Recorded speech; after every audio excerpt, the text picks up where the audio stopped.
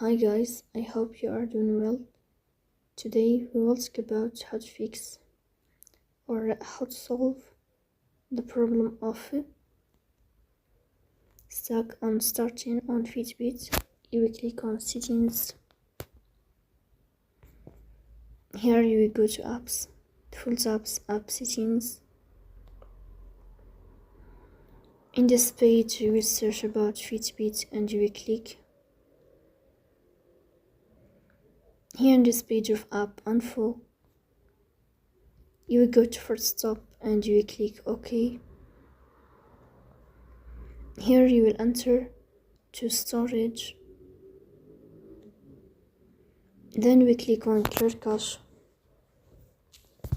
Here you will turn off your you will turn on your airplane mode, and then you will turn off your airplane mode again to fix that problem. So please don't forget to support us.